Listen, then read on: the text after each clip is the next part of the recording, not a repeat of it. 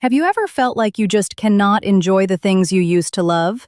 Or maybe you find yourself stuck in a loop of heavy, negative thoughts for no clear reason. We all have down days, but today we are talking about what happens when those days turn into something deeper. The good news is, neuroscience has some incredible science-backed answers.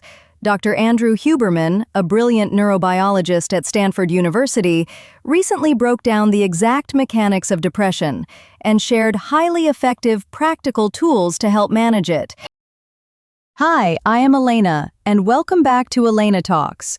Today we are translating that heavy science into simple, everyday steps you can use to improve your mental health and take your life back. Make sure to stick around until the very end, because some of these tools are truly life-changing. Let us dive in. Let us start with something we all chase: dopamine.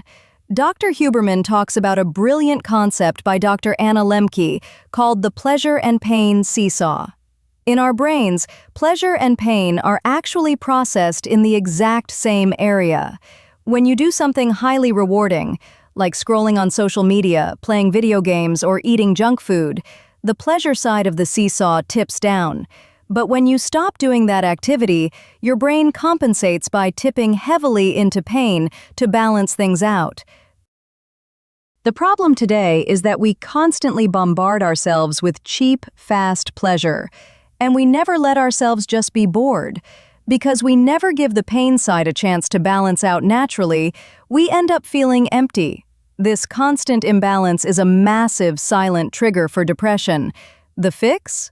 We have to learn to embrace a little boredom and take breaks from our favorite fast pleasures. In the medical world, there are two main types of depression: bipolar depression, which involves extreme highs and extreme lows, and major depression, which is what we are focusing on today. Major depression is like being stuck in a constant low.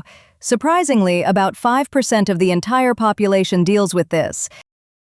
So, what are the silent signs you should look out for? First, constant crying over little things that would not normally upset you. Second, anhedonia.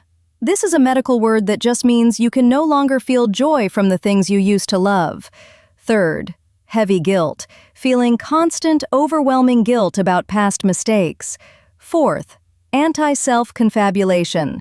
This is when your brain literally makes up false stories to criticize you. You completely ignore your own progress and convince yourself you are failing even when you are not. And finally, physical signs, like chronic fatigue, waking up at 3 a.m. and not being able to go back to sleep, and a total loss of appetite.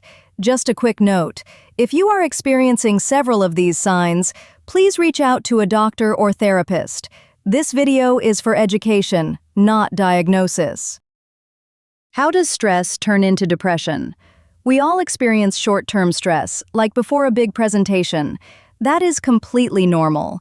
But long-term stress, like dealing with grief, a bad breakup, or financial ruin, is dangerous. Genetics play a role here too.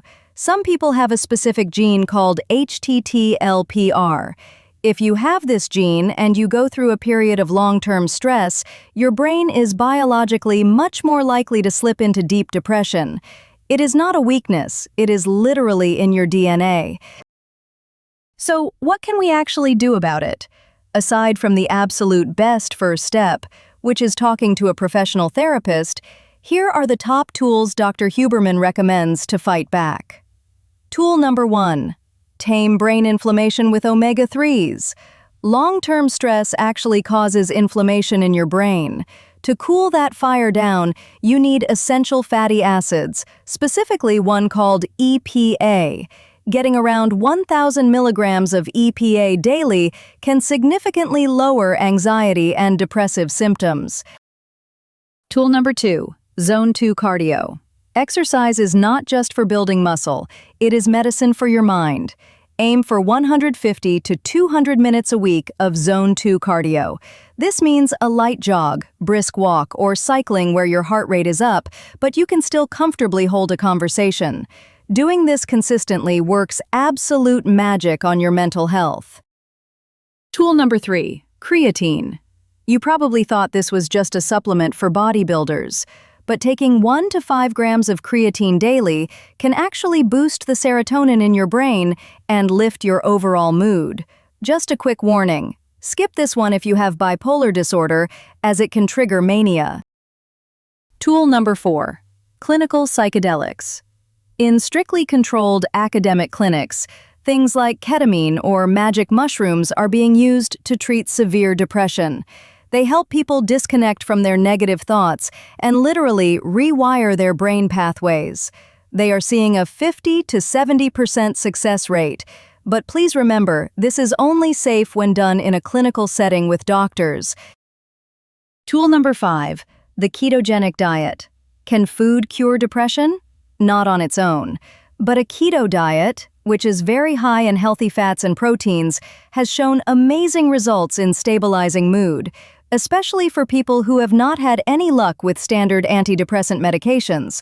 Beating depression is not an overnight fix, but by understanding your brain's dopamine seesaw, moving your body, getting the right nutrients, and asking for help when you need it, you can take your power back. If you found this video helpful and had an aha moment today, please share it with a friend who might need to hear this.